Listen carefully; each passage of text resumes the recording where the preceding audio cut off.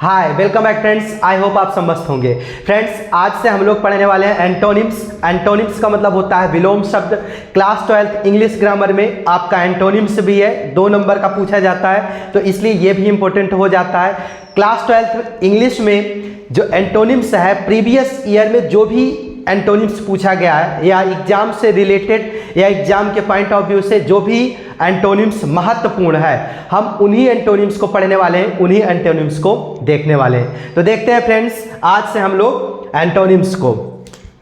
सबसे पहले modern, ancient.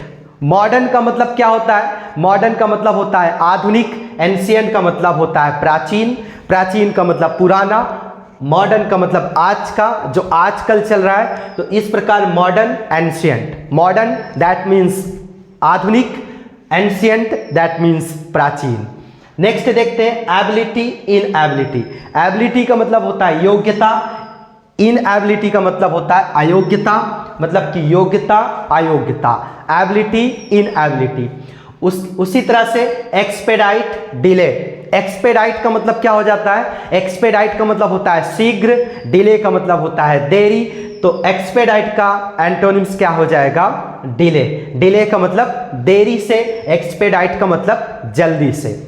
उसी तरह से रिगोरस, सिंपल। रिगोरस का मतलब होता है असाधारण और सिंपल का मतलब होता है साधारण। तो रिगोरस, सिंपल, सिंपल, रिगोरस, साधारण, असाधारण। तो उम्मीद करता हूं समझ में आ गया होगा। नेक्स्ट है बेटर, वर्स। बेटर का मतलब क्या हो जाएगा? बेटर का मतलब हो जाएगा अच्छा, वर्स का मतलब हो जाएगा खराब या बुरा। फ्रेंड्स बेटर जो होता है वो गुड का कंपैरेटिव डिग्री होता है, उसी तरह से वर्स जो होता है बैड का कंपैरेटिव डिग्री होता है।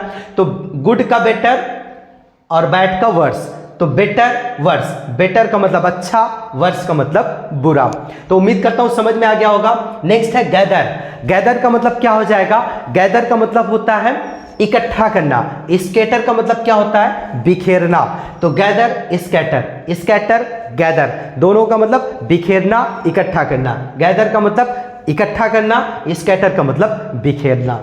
नेक्स्ट है सक्सेस, फेलर। सक्सेस, फेलर मतलब सफलता, असफलता। Success, failure. सक्सेस का मतलब सफलता एंड फेलर का मतलब क्या हो जाएगा?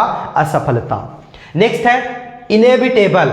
इनेविटेबल का मतलब क्या हो जाएगा? अनिवार्य। इनेविटेबल का मतलब क्या हो जाएगा? अनिवार्य। और अवॉइडेबल का मतलब क्या हो जाएगा? परिहार्य। परिहार्य। Inevitable and avoidable. Inevitable, avoidable. परिहार, अनिवार्य, अनिवार्य, परिहार। तो इनेविटेबल का मतलब क्या हो जाएगा? अनिवार्य, और अवॉइडेबल का मतलब क्या हो जाएगा? परिहार। उम्मीद करता हूं समझ में आ गया होगा। अब देखते हैं नेक्स्ट, जस्टिस, इनजस्टिस। जस्टिस का मतलब क्या हो जाएगा? न्याय। इनजस्टिस का मतलब क्या हो जाएगा? अन्याय। न्याय, अन्याय। नेक्स्ट है सैवेज, सिविलाइज्ड। सैवेज का मतलब क्या हो जाएगा? सैवेज का मतलब असभ्य, सिविलाइज्ड का मतलब सभ्य।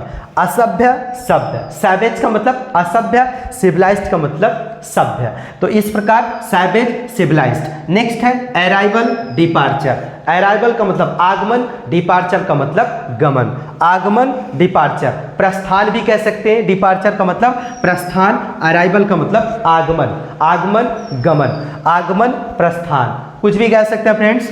नेक्स्ट है पैट्रियोट, ट्रैटर। पैट्रियोट का मतलब क्या हो जाएगा?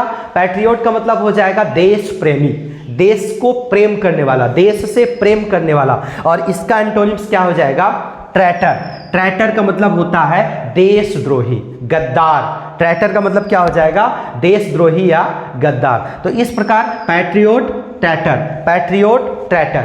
तो इन दोनों का क्या हो जाएगा? तो इन दोनों का अपना क्या हो जाएगा? एंटोनिम्स हो जाएगा। नेक्स्ट है स्टेल, फ्रेश। स्टेल, स्टेल का मतलब you know very well. Stale का मतलब क्या हो जाएगा? ताजा। सॉरी, स्टेल का मतलब क्या हो जाएगा? You know very well. Stale, stale का मतलब you know very well. Stale का मतलब होता है बासी, फ्रेश का मतलब ताजा। तो फ्रेश, स्टेल, स्टेल, फ्रेश। तो उम्मीद करता हूं समझ में आ गया होगा। नेक्स्ट है Saber, mild. Saber, mild. Saber का मतलब गंभीर, माइल्ड का मतलब हल्का।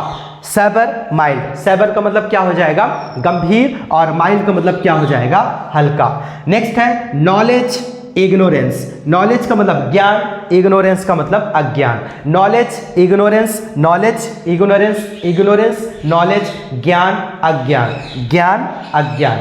नेक्स्ट है virtue vice, virtue vice, virtue का मतलब होता है गुण, वाइस का मतलब होता है दोष, तो वर्च्यू वाइस, वर्च्यू वाइस, गुण दोष, गुण दोष, वाइस का मतलब दोष एंड वर्च्यू का मतलब गुण। सो फ्रेंड्स, उम्मीद करता हूँ समझ में आ गया होगा। और ये जितने भी एंटोनिम्स या सिनोनिम्स लिखवाए जा रहे हैं, पढ़ाए जा रहे हैं, आप इसको नोट डाउन करते हुए चलिएगा ताकि आपको आपके एग्जाम में मदद मिले। सो मिलते हैं एक नेक्स्ट क्लास में, तब तक के लिए बहुत बहुत धन्यवाद।